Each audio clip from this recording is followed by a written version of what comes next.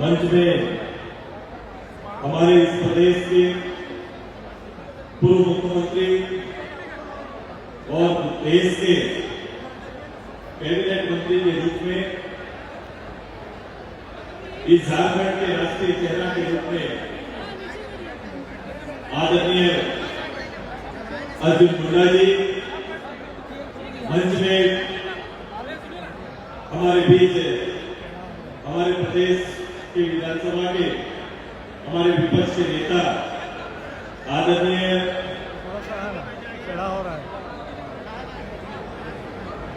अमर बाउरी जी, आपके लोकप्रिय नेता, इस बारागोड़ा के से पहले नेतृत्व करने वाले, झारखंड आंदोलन से ओतप्रोत झारखंड के आंदोलन के अगुवा नेता रहे, आपके जमशेदपुर के लोकप्रिय सांसद आदरणीय विपुल भरत माथुर जी, मंच पर आदरणीय एजेंट भाई हाँ इस हाथ पूर्व भारतीय जनता पार्टी के अध्यक्ष रहे आदरणीय गोस्वामी जी, आदरणीय पूर्व विधायिका मेनका जी, भारतीय जनता पार्टी के कई बड़े नेता जो इस मंच पे हैं, मैं अपने अक्षर के दिवंगता गुरुसराय के पूर्व विधायक और मंत्री राजेंद्र सहित सिंह, भारतीय जनता पार्टी के आदरणीय अध्यक्ष, आजसू पार्टी के आदरणीय अध्यक्ष और घाटशिला में आज सवेरे से आदरणीय मोदी जी के लिए आए हुए हजारों हजार के इस जुलूस को मैं अपनी ओर से हार्दिक जोहार करते हैं और आप सभी का अभिनंदन, आप सभी को प्रणाम अर्पित करते हैं। घाटशिला में इतने लोग इस पंडाल में है, इस उपस्थिति को तो दर्ज कराना पड़ेगा गोपाल भाई, और ये आवाज से आएगा तो सबसे पहले भारत माता की पूरी आवाज पूरा आया क्या? बोलिए एक साथ पूरा आवाज, भारत माता की जय झारखंड। आज ये भारत के सबसे पहले और आज के इस दिन घाटशिला के इस ऐतिहासिक मैदान में भारत के सबसे बड़े चुनावी पर्व में आज शामिल आप सभी लोग और पूरा भारत, एक बड़ी आबादी लगातार 10 साल से इस देश और आबादी के आधार पर विश्व के सबसे लोकप्रिय नेता आदरणीय मोदी जी के नेतृत्व में भारत अपनी प्रतिष्ठा को स्थापित करने में दिन रात लगा हुआ है। केवल राजनीतिक कोशिश मात्र नहीं, बल्कि भारत का जागरण हुआ और पूरे भारत और भारतीय एक साथ, चाहे वो भारत के अंदर या भारत के बाहर, हर लोग भारत की प्रतिष्ठा के लिए खुद को समर्पित कर रहे हैं। एक अलग सा वातावरण विश्वव्यापी वर्तमान समय में स्थापित हुआ है और यह संभव है एक नेता से जिसका नाम आदरणीय नरेंद्र भाई मोदी। ये चुनाव निश्चित रूप से एक अवसर है मतदान का, अपना पक्ष रखने का, अपना विचार रखने का।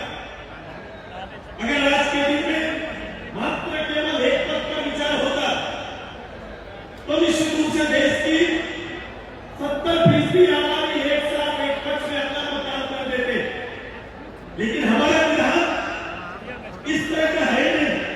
हमारा विधान संसदीय प्रक्रिया से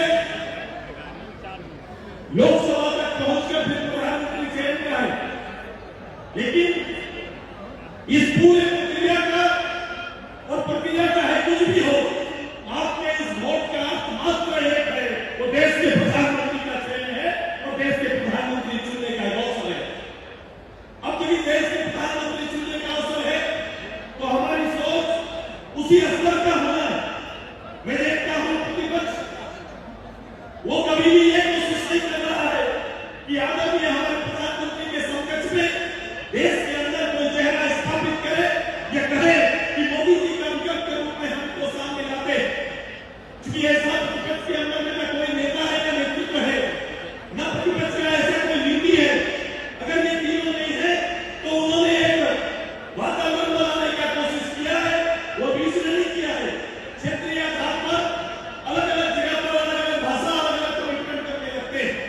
इनके भूतपूर्व का जिस तरह से चतुराई दिखाने का काम कर रहे हैं, ये मात्र इस चुनाव में मतदाताओं को अपने लक्ष्य से अलग करने का केवल मात्र उद्देश्य है। और ये परिपाटी लगातार कांग्रेस और झारखंड मुक्ति मोर्चा का चलते आया है। चूंकि दोनों के समान चरित्र है, क्योंकि कांग्रेस ने 55 साल के अपने राज्यकाल में इस देश के अंदर कोई गारंटी योजना नहीं स्थापित कर पाया, लेकिन प्रधानमंत्री जी ने पहली बार देश के 140 करोड़ जनता के बीच में गारंटी योजना के अंदर कम से कम शुद्ध पीने का पानी हर दरवाजे तक पहुंचे। ये प्रधानमंत्री जी ने संकल्प के साथ आगे बढ़ने का काम किया है।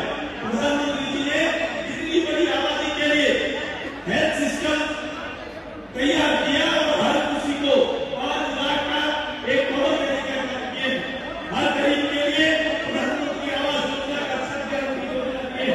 इस तरह से हर क्षेत्र में जिसे डेवलपमेंट के इंडेक्स को पूरा किया जा सके, उसमें प्रधानमंत्री जी अपने संकल्प को गारंटी के रूप में पूरा करने का काम कर रहे हैं।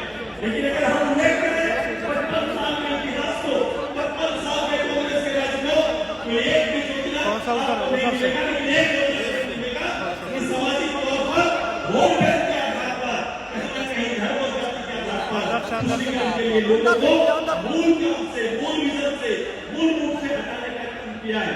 वही काम झारखंड मुक्ति मोर्चा प्रदेश में कर रही है। प्रदेश में ये सोरेन परिवार का 5 बार मुख्यमंत्री के रूप में वो हो चुका है, 5 बार मुख्यमंत्री की शपथ ले चुके हैं। इसके बावजूद राज्य के संकल्प को पूरा करने का जो बात वो चर्चा करते हैं, एक भी संकल्प पूरा करने में विफल हुए हैं।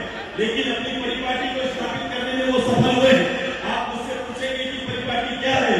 परिपाटी है झारखंड राज्य के लिए और इस विषय को लेकर उदय होने वाला झारखंड मुक्ति मोर्चा अपने विषय पर तो खड़ा रहा, लेकिन झारखंड को मुक्त करने के लिए कभी भी कोई लड़ाई लड़ा नहीं। झारखंड के लोगों का और झारखंड के पूरे वोट बैंक के ऊपर सांसद विधायक तो आते रहे, लेकिन झारखंड मुक्ति का कोई प्लान उनके जहां में कभी रहा नहीं। और जो कोई प्लान रहा वो है कि झारखंड को शर्मसार करने का प्लान हमेशा रहा है।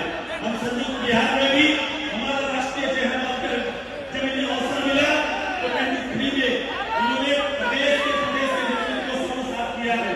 और उसके बाद भी ये परिपाटी पीढ़ी में चला रहा है। लोग कहते हैं परिवार की राजनीति चल रहा है, ये केवल परिवार की राजनीति नहीं चल रहा है, परिवार की परिपाटी को अमल कर रहे हैं। जैसे इनके फादर ने लोकसभा के अंदर इस राज्य को एक धारा एक रकम में स्थापित किया था, उसी तरह इनके पुत्र भी इस प्रदेश के अंदर की बड़ी आबादी को और इसके संसाधन को सरकारी संरक्षण में दोहन करते हुए आज किसी न किसी रूप से आप आरोप के घेरे में आए हैं। और कहीं न कहीं इस राज्य के साथ और इस राज्य के लोगों को कहीं न कहीं एक फिर से शर्मसार होने का एक अवसर प्रदान कर दिया है। नेता राज्य की गरिमा बढ़ाते हैं, हमारे नेता राज्य की प्रतिष्ठा घटाते हैं। ये दोनों चरित्र यहाँ चल रहा है। अब इसी चरित्र के अंदर आपको वोट करना है। विद्युत बाबू आपके बीच में है, एक ऐसे मृदुभाषी लेकिन अंदर में वो विद्युत जैसा नाम है, उसी तरह इनका चरित्र भी है। और लगातार ये तीसरा बार होगा, ये तीसरा बार, 2 बार में तीसरा।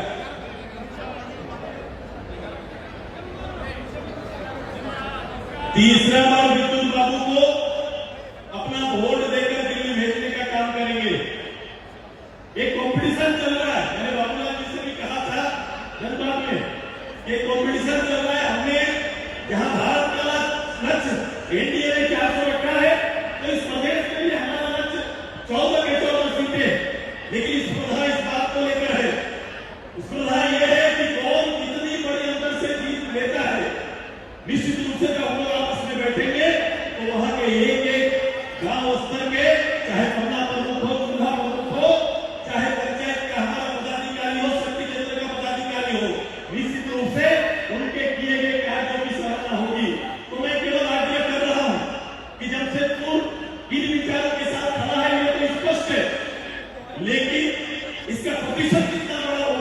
ये आपके हाथ में है। क्या प्रतिशत बढ़ा कर पाएंगे क्या? जमशेदपुर में जीत का आंकड़ा बड़ा होगा क्या? सबसे बड़ा होगा क्या?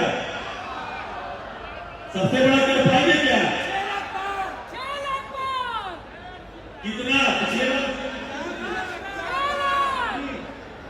6 लाख मेरी आवाज पीछे जा रही है तो एक साथ बताओ, इस बार आंकड़ा इस राज्य का सबसे बड़ा होगा? भाई विद्युत बाबू को बताइए, सबसे बड़ा आंकड़ा होगा कि नहीं? बस यही चाहिए। कोई काम अगर शेष बचा है तो आंकड़े का काम बचा हुआ है। जीत तो सुनिश्चित है। विद्युत बाबू आएंगे लेकिन ज्यादा करंट लेके आएंगे, ये तैयारी आप सब लोग करिए। यही कहकर अपनी बात बंद करते हैं। सभी को अपनी